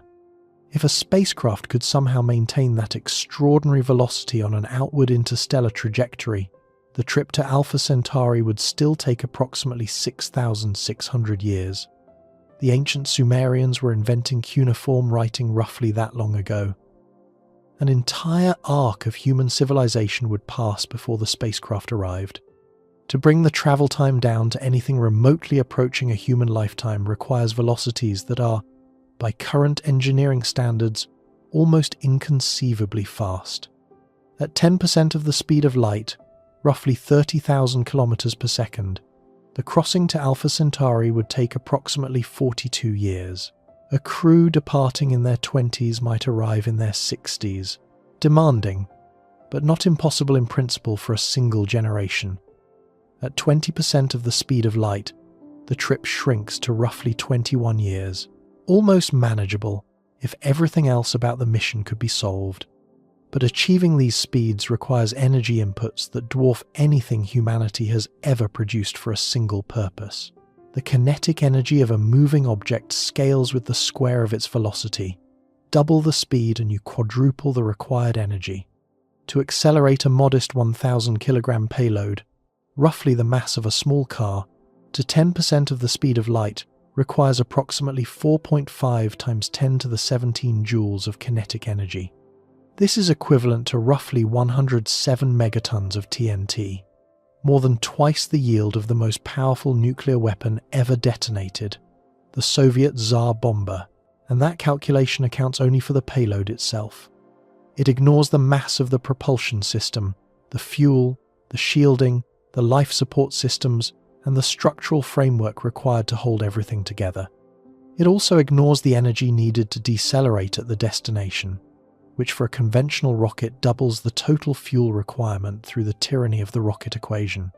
For a crewed vessel with enough mass to sustain human life for decades, the energy requirements escalate by orders of magnitude. A ship massing 100,000 kilograms, modest by the standards of any crewed vessel that could plausibly support a crew for 40 years, would need kinetic energy equivalent to tens of thousands of megatons of TNT to reach 10% of light speed. The total energy output of human civilization in an entire year is roughly 5.8 times 10 to the 20 joules. Accelerating a single, modestly sized starship to a useful interstellar velocity would consume a significant fraction of global annual energy production, concentrated into a single act of propulsion. These figures assume perfect efficiency, which no real propulsion system achieves. Chemical rockets, the workhorses of current spaceflight, have exhaust velocities of a few kilometers per second, hopelessly inadequate for interstellar speeds. Ion drives, which use electrically accelerated plasma, achieve higher exhaust velocities but produce minuscule thrust, requiring decades of continuous operation to build up even modest velocities. Nuclear thermal rockets improve on chemical performance but still fall far short of what interstellar distances demand. Nuclear pulse propulsion, the concept of detonating nuclear bombs behind a spacecraft and riding the blast waves, could theoretically reach a few percent of light speed, but requires thousands of nuclear detonations and raises engineering challenges that have never been addressed beyond preliminary studies. Fusion propulsion, if it could be made to work, offers the most plausible path to interstellar speeds. Fusing deuterium and helium-3, for example, releases energy with an efficiency roughly 100 times greater than fission. A fusion-powered spacecraft could theoretically reach 5 to 10% of light speed, with a fuel-mass ratio that is demanding but not physically absurd. The problem is that controlled fusion propulsion does not exist. Humanity has been working on controlled fusion power for over 70 years and has yet to produce a sustained net energy gain in a terrestrial reactor, let alone a compact, reliable engine suitable for a spacecraft. The Bussard ramjet, conceived in 1960, proposed an elegant workaround. Instead of carrying fuel, the spacecraft would scoop hydrogen from the interstellar medium itself, funneling it into an onboard fusion reactor. The concept is seductive. If it worked, the spacecraft could accelerate continuously without ever running out of fuel, drawing sustenance from the very medium it traveled through. The physics demolishes this vision. At a typical interstellar density of 1 atom per cubic centimeter, collecting 1 gram of hydrogen per second requires a scoop with a frontal cross-section of tens of thousands of square kilometers. The engineering challenge of constructing and deploying a magnetic funnel of this scale is, to put it diplomatically, unsolved. Worse, detailed calculations performed in the decades following Bussard's original proposal revealed that the drag produced by interacting with even this extremely thin medium at relativistic speeds likely exceeds the thrust generated by fusing the collected hydrogen. The interstellar medium is too sparse to serve as fuel and too present to ignore as an obstacle. The ramjet becomes a brake. Even setting aside the propulsion problem, the journey itself presents hazards that compound over the immense timescales involved. Cosmic radiation pervades interstellar space at its full galactic intensity, the unshielded flux of the entire galaxy arriving from every direction simultaneously. Inside the heliosphere, the Sun's magnetic field deflects a meaningful fraction of lower energy cosmic rays. Beyond the heliopause, that deflection disappears entirely. Any spacecraft or crew exposed to the unshielded interstellar cosmic ray flux faces a continuous radiation dose that accumulates relentlessly over the years and decades of transit. For biological organisms, this exposure is serious. Galactic cosmic rays include heavy ions, nuclei of elements like carbon, oxygen, silicon, and iron, accelerated to relativistic speeds. When these heavy ions pass through biological tissue, they deposit energy along dense, concentrated tracks that cause clustered DNA damage, far more severe than what lower mass particles produce. This type of damage is difficult for cellular repair mechanisms to fix correctly, leading to elevated rates of mutation, cancer, and degenerative tissue effects. Studies of radiation exposure in astronauts aboard the International Space Station, which orbits within the partial protection of Earth's magnetosphere, already show measurable biological effects from cosmic ray exposure over periods of months. Interstellar transit times measured in decades would magnify these effects enormously. Shielding helps, but cannot solve the problem at its root. The secondary cascades that a single cosmic ray triggers inside hull material mean that no practical thickness eliminates the threat. Better materials exist, and they reduce the dose measurably. But they do not eliminate it, and every kilogram of protective mass added to the spacecraft is a kilogram that must also be accelerated to interstellar velocities, compounding the already staggering energy requirements. Radiation protection and propulsion are locked in a zero-sum competition for mass budget, and the cosmic ray flux tips the balance against both.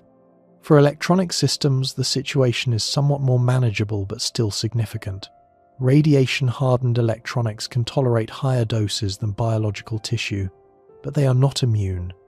Over decades, cumulative radiation damage degrades semiconductor performance, increases error rates, and reduces the reliability of computational systems. A crewed interstellar vessel would require not just radiation-hardened primary systems, but redundant backups and the ability to repair or replace damaged components over the lifetime of the mission using only the materials and tools carried aboard. Now add the most psychologically devastating feature of interstellar travel, the absolute absence of any stopping point along the way. Within the solar system, destinations are distributed at intervals that, while vast by human standards, are at least conceivable. Mars is a few months away, Jupiter a few years. Even the outer planets are reachable within a human lifetime using current technology. Along the way, there are objects to study, gravitational assists to exploit, and at least the theoretical possibility of emergency diversions. The solar system is sparse by terrestrial standards but populated by galactic ones. Interstellar space offers nothing comparable. Between our solar system and the Alpha Centauri system, there are no planets, no asteroids, no comets, no stations, no objects of any kind that could serve as a waypoint, a refuge, or a resource depot. The Oort cloud, if it exists as theorized, may extend outward from our Sun for a light year or perhaps two. Objects within it are icy bodies, small and widely scattered, gravitationally bound to our star. They are not clustered conveniently along departure trajectories.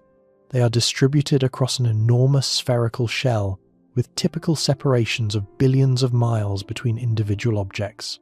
Even if a departing spacecraft happened to pass near an Oort cloud body, the encounter would be fleeting, and the object itself would offer little of practical value, a dirty snowball a few kilometers across tumbling through the darkness. Beyond the Oort cloud lies the true desert. The space between our Sun's outermost gravitational hangers-on and the equivalent boundary of the Alpha Centauri system is a region that current astrophysical models predict contains no solid body of any meaningful size. No rogue planets have been confirmed in this specific gap, though statistically some may drift through interstellar space in the broader galactic neighborhood. No asteroids, no comets unbound from any star, no debris of any kind that a traveler could count on finding along the route. The interstellar medium itself, at 1 atom per cubic centimeter, provides nothing to work with. For a stretch of approximately 2 to 3 light years, depending on how far each star's Oort cloud extends, the journey passes through a region that is, as far as we know, entirely featureless. Try to imagine what this featurelessness would look like from inside a spacecraft. In the early months of the journey, the sun would still be the brightest object in the sky behind you, gradually dimming but recognizable. Alpha Centauri would brighten slowly ahead, but perceptibly only over years. Between those two reference points, the star field would remain essentially static. No object would approach. No object would recede at a rate visible to the human eye. No landmark of any kind would break the monotony. A crew member looking out a viewport on day 100 of the journey would see the same stars in the same positions as on day 1000. The visual environment would be indistinguishable from a high-resolution photograph taped over the window. Nothing moves, nothing changes, nothing happens. This sensory deprivation would persist for years. Even at 10% of light speed, the most optimistic plausible cruise velocity, the crossing to Alpha Centauri takes over 4 decades. For the vast majority of that time, the surrounding environment provides zero visual feedback of progress. Human brains are wired to interpret stillness as stagnation. Our sense of journey depends on changing scenery, passing landmarks, the feeling of covering ground. Interstellar space provides none of these cues. A crew that has been travelling for 10 years at blistering speed would look out the window and see a sky that appears identical to the sky they saw when they departed. The psychological toll of this unrelenting sameness, sustained over decades in a confined vessel with no option for shore leave, no possibility of turning back, and no guarantee that the destination will prove hospitable, is a challenge that no human expedition has ever confronted at anything remotely approaching this scale. No stopping points also means no resupply. Every molecule of water, every kilogram of food, every replacement component, every calorie of energy required for the entire voyage must be aboard the vessel when it departs. There is no option to refuel, restock, or repair using external resources. A malfunction in deep interstellar space cannot be addressed by a rescue mission. The nearest help is light years behind you and light years ahead. The concept of emergency, which in every other context of human experience implies the possibility of rescue, or at least retreat, becomes meaningless in interstellar space. There is no rescue, there is no retreat. There is only forward, into more of the same emptiness, for years or decades, with whatever you brought with you and nothing else. The communication situation compounds the isolation in ways that evolve cruelly over the course of a voyage.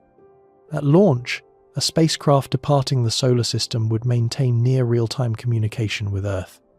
Delays would be measured in hours, comparable to current deep space missions. Conversations would be slow but functional. Mission controllers could respond to questions, provide guidance, upload software patches, and offer the psychological comfort of a connected link to home. But the delay grows with distance, and it grows at the speed of light, which is the fastest any signal can travel. At 1/10 of a light year from Earth, roughly the distance at which the sun's Oort cloud might begin to thin out, the one-way communication delay would be approximately 37 days. A question sent to Earth would receive a response more than 2 months later. Already, conversation has degraded to correspondence. Mission Control can still offer advice, but it arrives too late to help with any time-sensitive decision. At 1 light year, the delay reaches 1 year in each direction, a 2-year round trip for a single exchange. At this distance, communication with Earth resembles the exchange of letters between continents in the 18th century, except each letter takes a year to arrive rather than months. The emotional connection to home weakens. The crew knows that the people they are communicating with have aged a year between question and answer. Events on Earth that were current when the message was sent are ancient history by the time the reply arrives. At 2 light years, the midpoint of a crossing to Alpha Centauri, the round-trip delay exceeds 4 years. A child born on Earth when a message was sent would be starting school by the time the reply reached the spacecraft. The conversation has not merely slowed, it has ceased to function as conversation in any meaningful sense. The crew could still transmit reports, Earth could still transmit encouragement, news, and cultural updates, but the exchanges would be monologues, each party speaking into a void and waiting years for an echo that arrives stripped of all immediacy and relevance. Signal strength deteriorates alongside delay. Radio transmissions weaken with the square of distance. A signal that is comfortably detectable at 1 astronomical unit becomes 10,000 times fainter at 100 astronomical units and billions of times fainter at interstellar distances.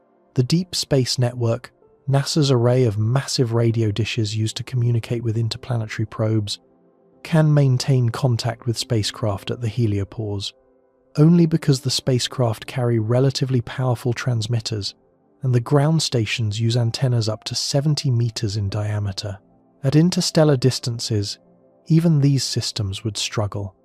Maintaining a data link at 1 light year would require either vastly more powerful transmitters aboard the spacecraft, consuming precious energy reserves, or vastly larger receiving arrays on Earth, spanning kilometers rather than meters. Communication does not become impossible at interstellar distances, but it becomes expensive, slow, and functionally one-directional over the timescales relevant to a voyage. By the final years of a crossing, a crew would exist in a state of communicative isolation unprecedented in human experience. Messages from Earth would arrive years after they were sent, carrying news of a world that has moved on without them.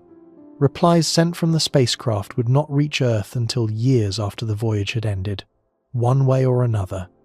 The crew would, for all practical purposes, be alone. Not alone in the romantic sense of an explorer on a remote mountain. Alone in the absolute sense of being the only conscious beings within light years in any direction, separated from every other human by a gulf of space and time that no signal can bridge quickly enough to matter.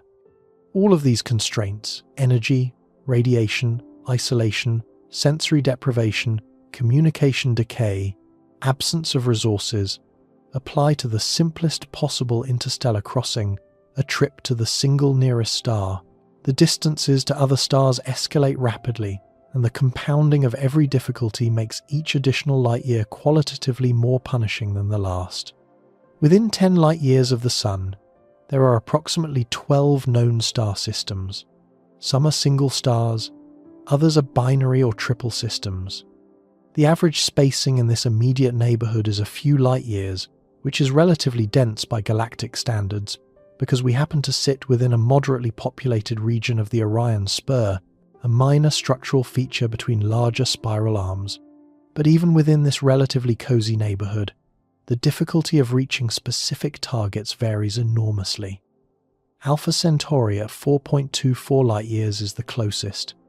Barnard's star at 5.96 light-years is the next nearest single star. Wolf, 359, at 7.86 light-years.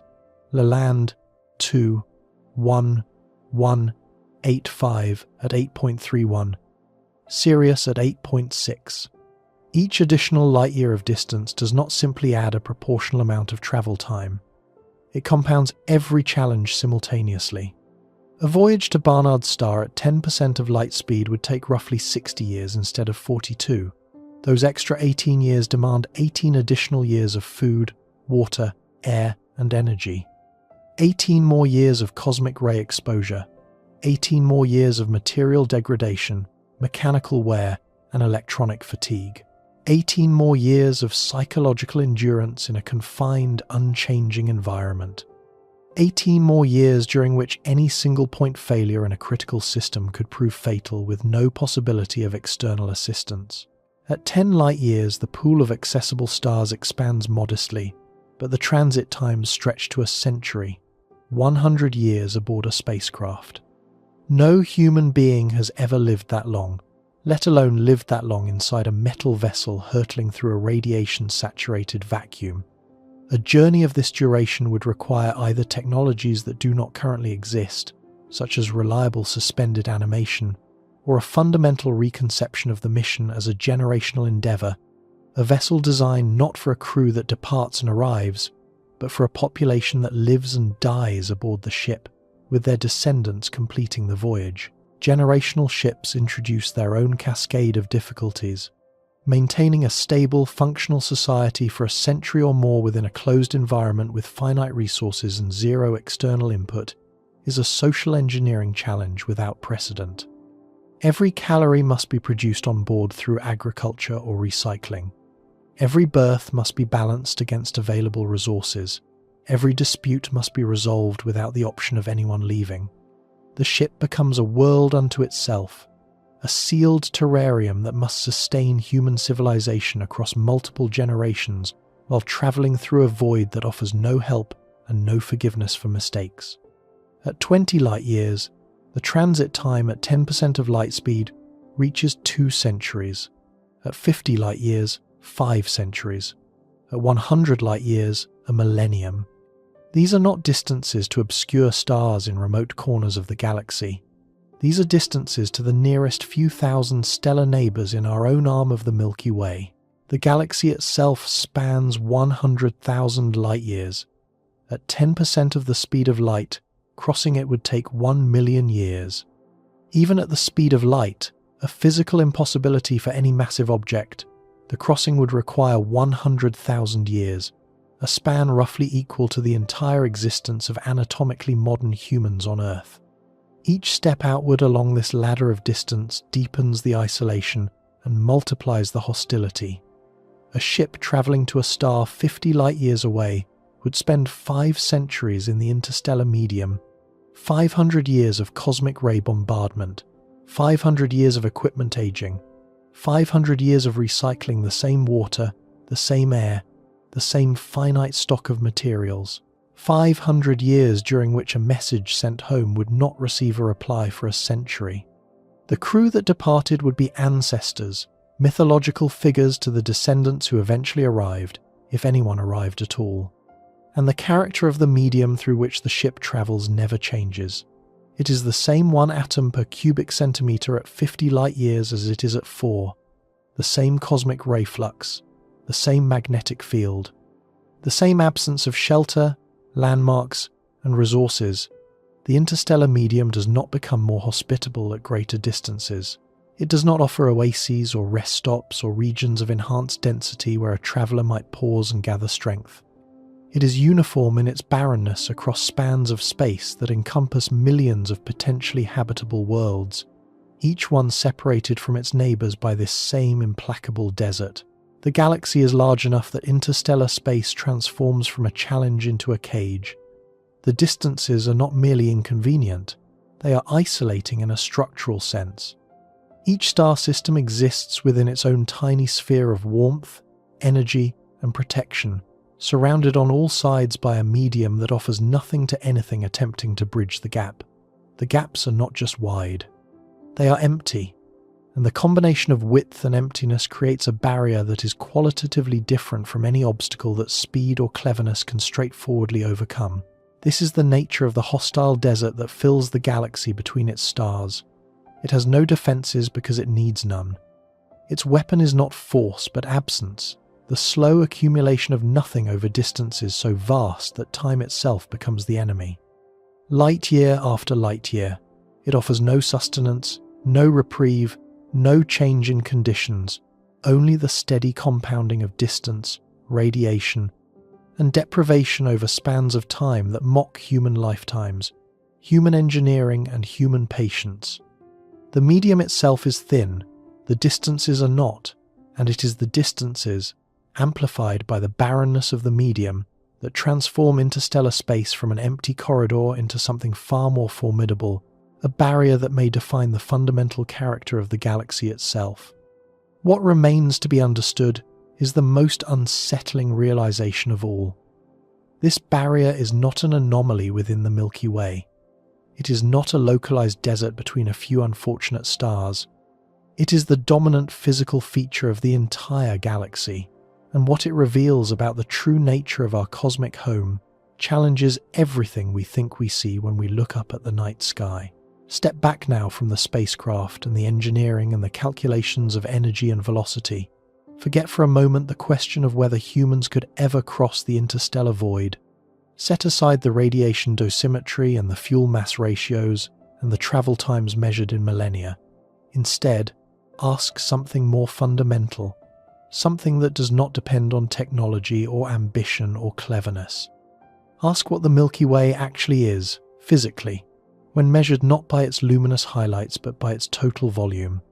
The answer to this question is the most important thing in this entire story, because it reveals that interstellar space is not an unfortunate obstacle between the interesting parts of the galaxy. It is the galaxy. The stars are decoration. The void is the substance. And understanding this inversion, truly absorbing what it means, changes the way every photograph of the night sky should look to you forever. Begin with the dimensions. The Milky Way's disk spans roughly 100,000 light-years in diameter and averages approximately 2,000 light-years in thickness. This disk is where the majority of stars, gas and dust concentrate, the visible architecture of spiral arms and dense stellar neighbourhoods that fills the images in every astronomy textbook. Above and below the disk extends the galactic halo, a diffuse spherical region populated by ancient globular clusters, scattered individual stars and an enormous envelope of dark matter. The halo extends outward to at least 130,000 light-years from the galactic center, possibly much farther depending on how the boundary is defined. Even confining the analysis to the disk alone and ignoring the halo, the total volume is staggering. A cylinder, 100,000 light-years across and 2,000 light-years thick, contains roughly 15 billion cubic light-years of space. The halo adds substantially more. Including, it brings the total galactic volume to something in the range of several trillion cubic light-years, though the precise figure depends on where you draw the outer boundary of a structure that fades gradually rather than ending sharply. Now consider how much of that volume is occupied by stars. Our Sun is a fairly typical star with a diameter of roughly 860,000 miles. Converting to light-year units, that diameter is approximately 0.00000015 light-years. Even the largest known supergiants, bloated red stars like UY Scuti or Stephenson 218, measure only a few billion miles across, still a negligible fraction of a light-year.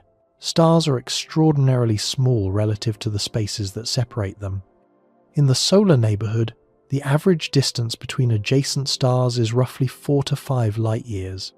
Each star occupies, on average, a private volume of approximately 7 to 8 cubic light-years.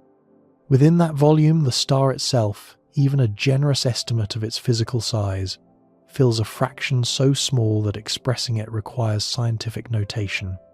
The ratio of a typical star's volume to the volume of the space it occupies is on the order of 1 part in 10 to the 22nd power.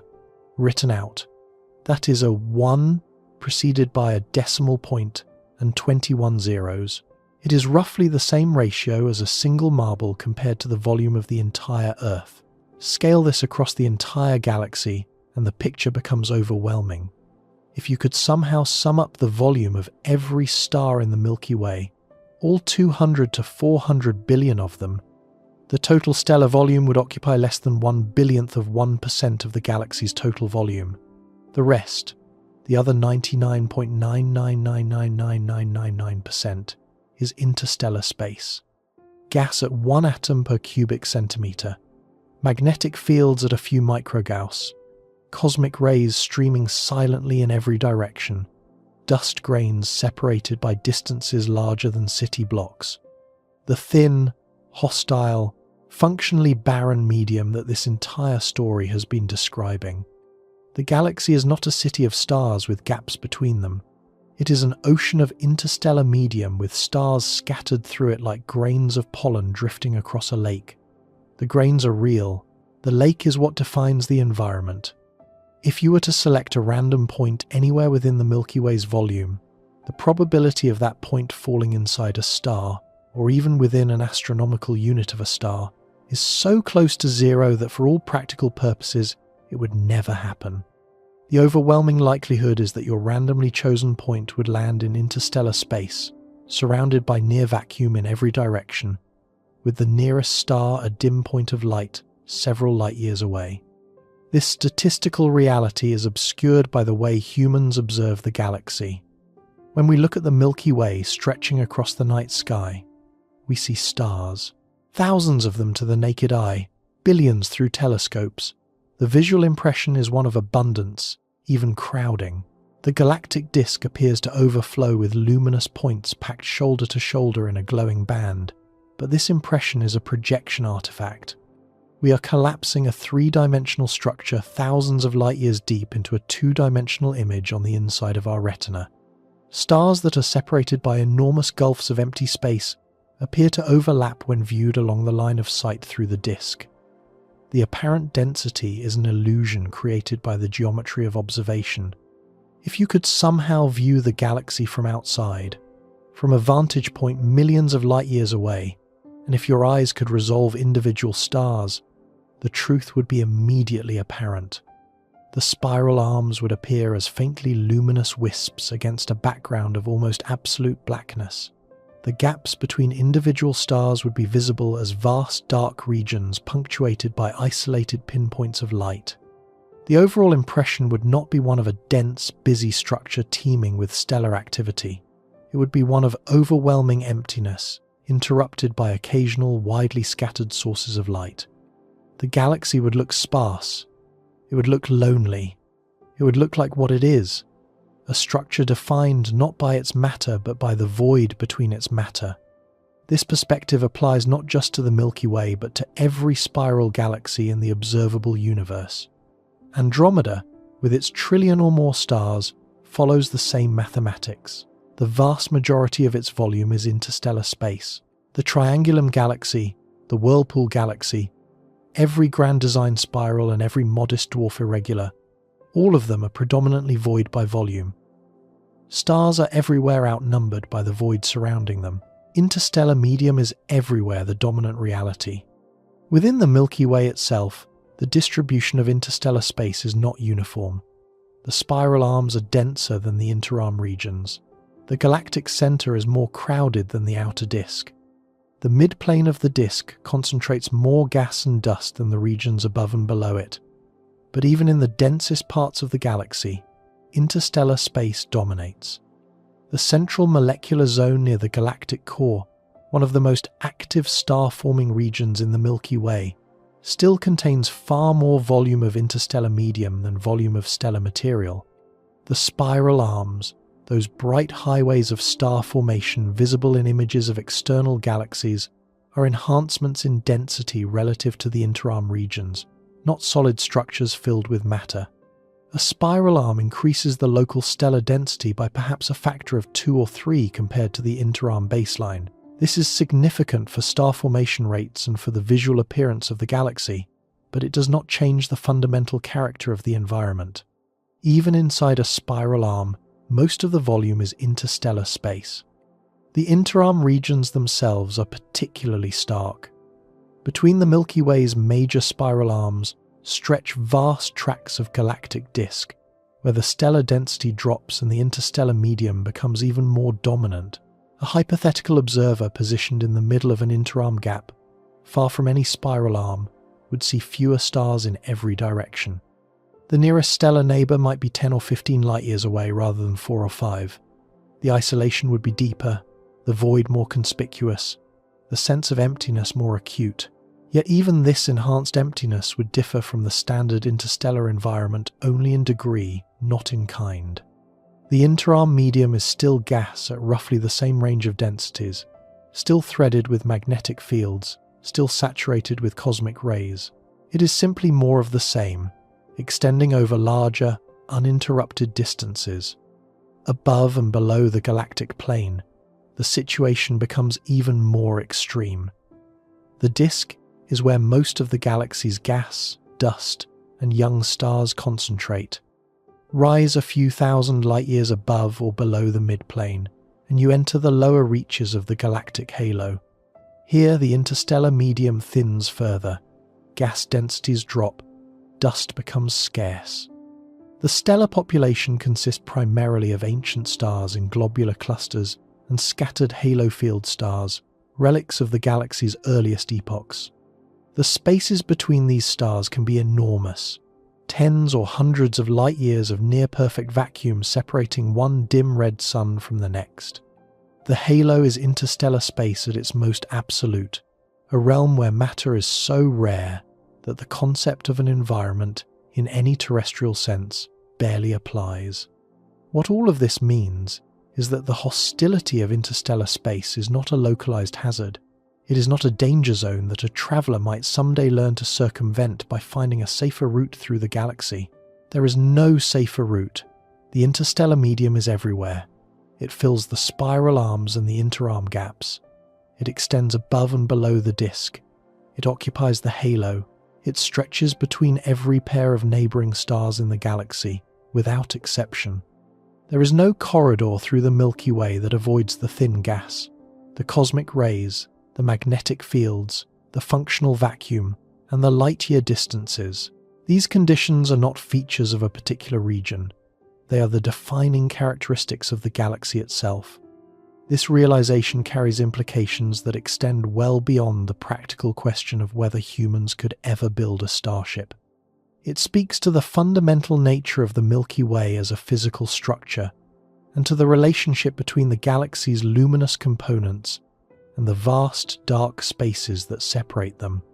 The stars that we see, that we study, that we name and catalogue and build stories around, represent the galaxy's rarest features. They are remarkable precisely because they are anomalies, brief concentrations of matter and energy against a backdrop of near-nothingness that stretches for light years in every direction. A star is what happens when a tiny fraction of the interstellar medium collapses under its own gravity and ignites. It is a temporary local violation of the prevailing emptiness, a pocket of extreme density and temperature embedded within a medium that is, by any human standard, empty and cold. When the star exhausts its fuel and dies, its material returns to the interstellar medium, dispersing back into the thin gas from which it came. The star was a momentary exception. The interstellar medium is the permanent state. Planets, moons, asteroids, comets, and everything else that orbits a star exist within the star's gravitational and, in many cases, magnetic domain. They are islands within islands, structures sheltered by the very anomaly that created them. Earth exists because a pocket of interstellar gas collapsed into the Sun and its surrounding disk 4.5 billion years ago. Everything we know, everything we have ever experienced, every ecosystem, every civilization, every individual life has unfolded on a tiny rocky body orbiting within the magnetic bubble of one star, itself a brief luminous interruption in the galaxy-spanning darkness. Beyond that bubble lies the interstellar medium, and beyond the neighbouring star's bubble lies more interstellar medium, and beyond the next star, and the next, and the next. More of the same, extending outward in every direction for 100,000 light-years, encompassing hundreds of billions of stellar oases separated by an ocean that offers nothing to anyone or anything attempting to cross it. This is the architecture of isolation. It is not designed. It is not intentional. It is simply the consequence of how matter distributes itself under the influence of gravity and thermodynamics in a universe governed by the physical laws we observe. Gravity pulls matter together into stars. Nuclear fusion converts that matter into energy for a few billion years. Then the matter disperses. Between the episodes of stellar concentration, the default state prevails. Thin gas, weak fields, cosmic rays, void. The galaxy is structured, at its most fundamental level, as a collection of isolated systems. Each star and its attendant planets exist within a tiny sphere of relative warmth and density, surrounded on all sides by an environment that is hostile not through malice but through absence. The barriers between these systems are not walls or shields or active defenses. They are simply distance, multiplied by emptiness, compounded by time. And these barriers are not occasional features of the galactic landscape. They are the landscape. The stars are the exceptions. For any civilization, including our own, this architecture imposes a profound constraint. We can observe the galaxy. We can study its structure, catalogue its stars, analyse the spectra of its interstellar gas, and map its magnetic fields to extraordinary precision. We can know the galaxy in exquisite scientific detail, but knowing it and crossing it are different things entirely. The knowledge travels at the speed of light. A probe or a ship travels at a fraction of that speed, if it travels at all, through a medium that provides no assistance and exacts a continuous toll in radiation exposure, energy depletion, and material degradation over timescales that humble human patience. And here is the point that elevates this from a human engineering problem to something far more fundamental. The interstellar medium does not care how advanced the civilization attempting to cross it happens to be. A species 1 million years older than humanity, with technologies so sophisticated they might appear indistinguishable from magic to our eyes, would still face the same 1 atom per cubic centimetre, the same galactic cosmic ray flux streaming from every direction, the same absence of matter, energy and shelter between one star and the next. Technology can build faster ships. It can build better shielding. It can extend the duration over which biological or mechanical systems can function in hostile conditions, but it cannot change the medium itself. The interstellar gas does not become denser for a more advanced traveler. The cosmic rays do not politely diminish for a civilization that has mastered fusion or antimatter propulsion. The distances do not shrink, because the species attempting to cross them has been spacefaring for 100,000 generations. The medium is fixed. It is a property of the galaxy, set by the physics of gas dynamics, magnetic field generation, cosmic ray propagation, and gravitational structure formation operating over billions of years. No technology alters those underlying conditions. A starship can be designed to endure the medium more effectively, to cross it more quickly, to shield its occupants more thoroughly. But the crossing itself remains a passage through a region stripped of every resource, and the length of that passage remains measured in light years regardless of what powers the vessel. The barrier is not technological. It is geographical, in the deepest sense of that word. It is the shape of the galaxy, the structure of the space between stars, the physical fact that most of the Milky Way is made of something that is functionally nothing. This is what separates the interstellar problem from every other challenge in the history of exploration. The Atlantic Ocean was vast, but it contained fish, currents, wind, and islands. The Antarctic was brutal, but it had ice that could be melted and seals that could be eaten. Even the vacuum of interplanetary space offers solar energy in abundance and destinations distributed at intervals reachable within years. Interstellar space offers none of these mercies. It is a medium that cannot be harvested, cannot be used, cannot be modified, and cannot be shortened. It can only be endured. And it must be endured for years, decades, or centuries depending on the distance and the speed, with the full galactic cosmic ray flux bearing down on whatever dares to attempt the crossing.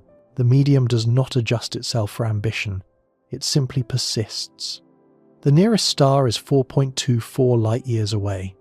The next nearest handful are scattered within 10 light-years. The nearest 100 stars are distributed within roughly 20 light-years. Beyond that, the numbers grow and the distances stretch, but the character of the medium never changes. It is always the same thin gas, the same magnetic fields, the same cosmic rays, the same absence of anything useful. A journey of 4 light-years and a journey of 4,000 light-years differ in duration but not in character. The interstellar medium is scale invariant in its hostility. It does not become easier or harder at different distances. It is simply more of the same, extending without interruption for as far as the galaxy reaches. This is why the terrifying truth about interstellar space is not reducible to a single dramatic fact. It is not that the temperature is extreme, although it is. It is not that the radiation is dangerous, although it is. It is not that the distances are vast, although they are. The terrifying truth is that all of these conditions combine to create a barrier that is not made of anything. It is made of nothing. The absence of matter, the absence of energy, the absence of shelter.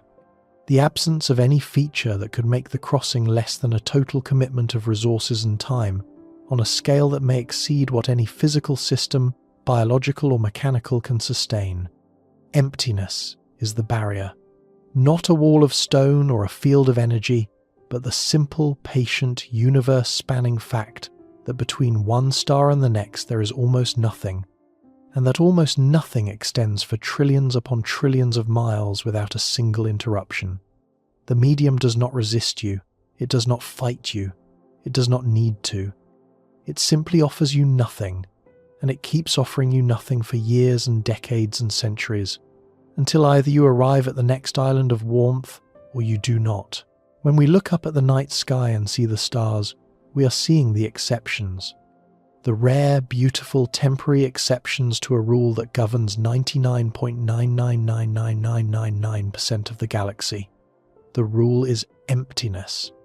The rule is the interstellar medium, thin and cold and saturated with radiation, stretching without relief between every point of light we can see. Those points of light are separated from each other by distances that transform their proximity from an invitation into a taunt. The stars are close enough to see. They are close enough to study. They are close enough to dream about. They are not close enough to reach, not easily, not quickly. Perhaps not at all within the constraints of physics as we currently understand it. And this is not a temporary condition. It is not an engineering problem waiting for a clever solution. It is a structural feature of the universe at the galactic scale. The Milky Way was built this way. Gravity assembled its stars from a medium that was already thin, already sparse, already stretched across distances that light itself requires years to traverse. The galaxy did not become empty between its stars. It started empty. The stars are the anomalies that formed within the emptiness, and the emptiness remains, as it has remained for billions of years, as it will remain for billions more, the dominant, permanent, unyielding feature of the galactic environment. There is something both humbling and clarifying about this recognition. Humbling because it reveals the true scale of our isolation. Earth is not merely a small planet in a large universe. It is a tiny pocket of warmth orbiting within the magnetic bubble of one star, surrounded on all sides by a medium that would strip away every protection and every resource we depend on for survival. The nearest alternative pocket of warmth is over 4 light-years away, across a gap that current technology cannot meaningfully bridge within human timescales.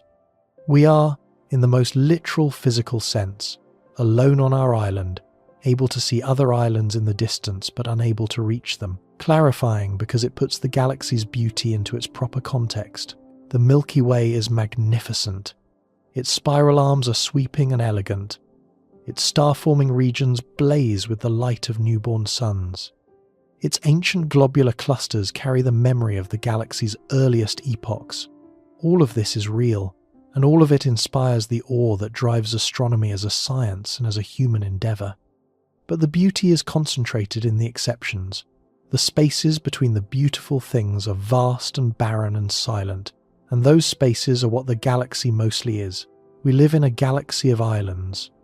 Each island burns with nuclear fire, surrounded by a small family of worlds, wrapped in a bubble of magnetic protection, carrying within it the possibility of chemistry, complexity, and perhaps even life. But the sea between these islands is not water. It is vacuum. It is radiation. It is magnetic silence. It is distance measured in light years and crossings measured in millennia. And that sea covers so much more of the galaxy than the islands do that to call the Milky Way a galaxy of stars is to mistake the decoration for the building. The Milky Way is a galaxy of emptiness. The stars are what make it beautiful. The emptiness is what makes it real.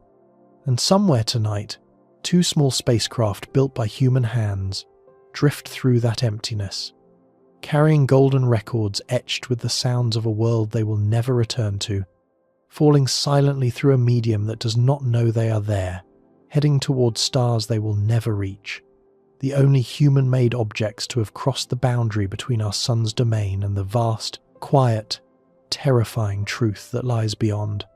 They will not arrive anywhere. They will simply keep going, growing colder, growing quieter, growing darker, until the last trace of their plutonium decays and the last signal fades, and they become what everything in interstellar space eventually becomes.